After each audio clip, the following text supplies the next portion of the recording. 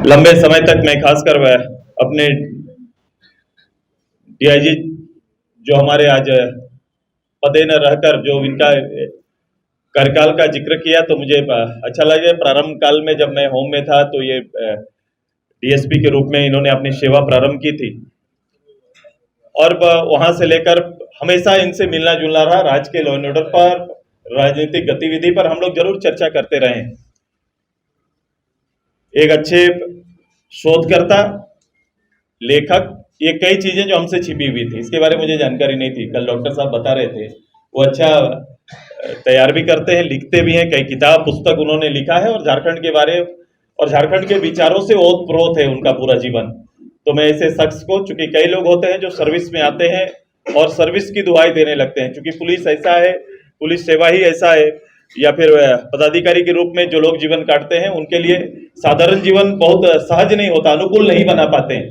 लेकिन इन्होंने कभी पुलिस जीवन स्वीकार ही नहीं किया, साधारण जीवन को ही इन्होंने बना के रखा, इसलिए बड़ा सहज होता है इस वातावरण को स्वीकार करना।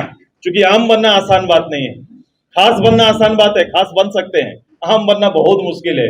क्योंकि आम बनने के पीछे जो तर्क है और उसकी जो एक परंपरा है, जो उसकी दिक्कतें हैं, परेशानियां हैं, वो हर कोई स्वीकार नहीं कर सकता है। आम बनने में ये बहुत कठिनाइयां हैं और राजनीति में थोड़ा आम बन के ही काम करना पड़ता है। तो मैं जो सोशली जो लोग होंगे, पॉलिटिकल लोग होंगे, इनमें भी आजकल ये चरित्र बदल चुका है।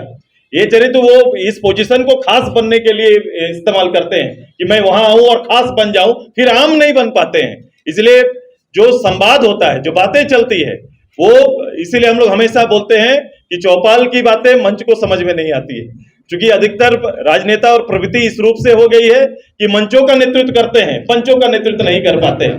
इसलिए मंच और पंच के बीच की ये दूरी, ये आभा, ये कहीं ना कहीं बीच का एक बड़ा कठिन रास्ता तैयार करता है। मैं साधारण चूंकि राजनीतिक जीवन जिया हूं और मैं हमेशा साधारण बन के रहता हूं, तो मुझे क्या होता है, सोचने में बड़ी शुद्धता होती है कि जब भी मैं कॉमन लोगों के लिए मैं कोई डिजाइन तैयार करता हूं, आम लोगों के लिए, राज्य के लिए मैं सोचना प्रारंभ करता हूं, तो मुझे कठिनाई नहीं होती और विशेषज्ञों की जरूरत भी नहीं पड़ती मुझे कि भाई इसके लिए किसी विशेषज्ञ को बुलाए जो मुझे इस बात की समझते कि लोगों तक जाना कैसा है, युद्ध के लिए सोचना कैसा है, हम इस राज्य की प्रगति के लिए, यहाँ की इकोनॉमी के लिए हमको क्या करना चाहिए, भविष्य में रोजगार के अवसर कैसे सृजित किए जाएंगे, किसानों के हित में क्या किया जा सकता है, महिलाओं के लिए क्या किया जा सकता है। ये चीज मुझे बहुत शोध की आवश्यकता नहीं है, मेरे जीवन ने ही बहुत कुछ सिखा दिया है और जीवन से सीखा, इससे प्रैक्टिकली और कुछ हो नहीं सकता है। मैं वर्तमान को जानता हूं और भविष्य की ओर ले जाना है, ये नेतृत्व का भी भाव मुझे है। इसलिए आज मैं अपने परिवार में ऐसे सहयोगी जो इन्हीं आसपास, मेरे विचार के आसपास जो काम करना चाहते हैं, जो लोग आगे आना चाहते हैं, मैं ऐसे परिवार का हार्दिक दिल से अभिनंदन करता हूं। मुझे ताकत मिला है, मुझे बल मिला है, मेरे विचारों को आधार मिलेगा और आपके साथ हमारी कोशिश लगातार रहेगी। इस राज्य को आपके नेतृत्व की जरूरत है। आपके सार्वजनिक जीवन में आने से इस राज्य को कहीं ना कहीं वो अभाव और वो नेतृत्व दोनों प्राप्त होगा। मैं आपको इस सरजमीन पर, इस राजनीतिक क्षेत्र में आपके उज्जवल भविष्य की कामना करते हुए अपनी बात को अंत करते हैं। धन्यवाद सभी को।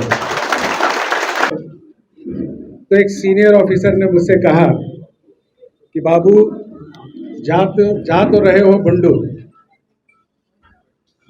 वहां सिर्फ नक्सलियों से लोहा नहीं लेना पड़ेगा, बल्कि इस राज्य के गृह मंत्री भी उसी क्षेत्र से हैं। सोच लो,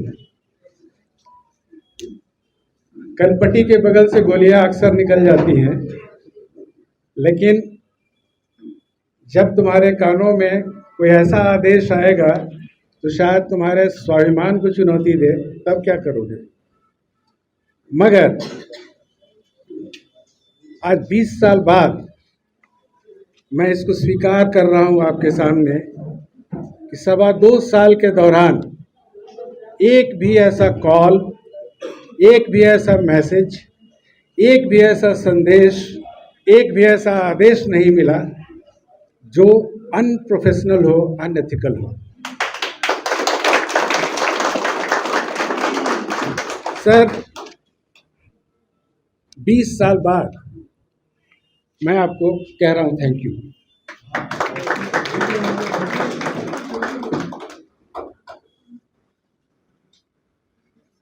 आंसू की सबसे बड़ी खासियत यह है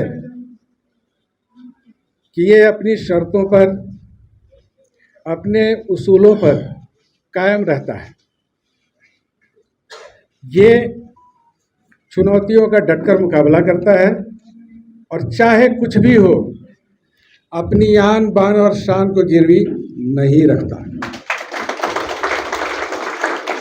इस पार्टी की सबसे बड़ी खासियत ये है कि हमेशा लंबी लकीर खींचने में विश्वास करता है और कोशिश करता है कि जन आकांक्षाओं को और खासकर युवाओं की तकदीर को सामने रखे, उसको फोकस में रखे और महिलाओं को फोकस में रखे और ऐसी योजनाएं बनाए जो जमीन पे उतर सकें। मैं आज के दिन सिर्फ इतना ही कहना चाहूँगा कि अगर दिल्ली की सत्ता यूपी और बिहार से होकर गुजरती है तो रांची की सत्ता को आंसू के गलियारे से होकर ही गुजरना पड़ेगा। काफ़ी विलम्ब हो चुका है, बहुत सारे लोग हैं। मैं सर आपको फिर से थैंक यू कहना चाहूँगा। बहुत बहुत धन्यवाद।